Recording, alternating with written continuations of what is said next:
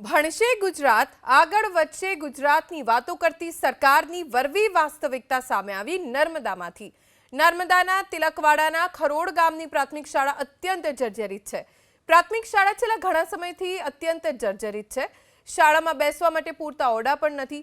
બાળકો ગ્રામ પંચાયતના મકાનમાં બેસી ભણવા માટે મજબૂર બન્યા છે।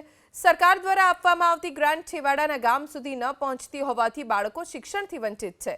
શાળા બનાવવા માટે વારંવાર રજૂઆત કરવામાં આવી પરંતુ આજ દિન સુધી શાળા બનાવવામાં નથી આવી। ત્યારે બાળકોને ક્યારે શાળા નસીબ થશે તે જોવું રહ્યું। 2016-17 થી સરકારને આ પ્રાથમિક શાળાના ઓરડા મંજૂર કરવા વારંવાર અરજી કરવા છતાં હજી સરકારે કંઈ પગલાં લીધા નથી આ પ્રાથમિક શાળાના ઓરડા બનાવવા માટે।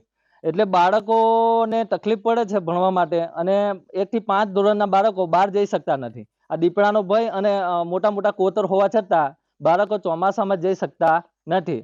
હાલમાં 2 ઓરડા છે, બંને ઓરડા ડેમેજ છે અને એ ઓરડા ડેમેજ હોવાને કારણે અત્યારે હાલની પરિસ્થિતિમાં ટેન્ડર પ્રક્રિયા ચાલુ હોય બાળકોની વૈકલ્પિક વ્યવસ્થા અમે પતરાના શેડ અને એસએમસીના સભ્યના ઘરે કરેલી છે। ઓરડા ડેમેજ હોવાથી જાનનું જોખમ હોવાથી બાળકોને બેસાડતા નથી। ફક્ત સામાન જ અંદર રાખેલો છે, અંદર અમે એનો ઉપયોગ કરતા નથી। ખરોડ ગામની અંદર શાળાના ઓરડા જર્જરિત છે, હકીકત છે, પરંતુ સદર બાળકોને બેસવા માટેના એસએમસીના અધ્યક્ષ અને સભ્યને ત્યાં ઓલરેડી વ્યવસ્થા કરવામાં આવેલ છે।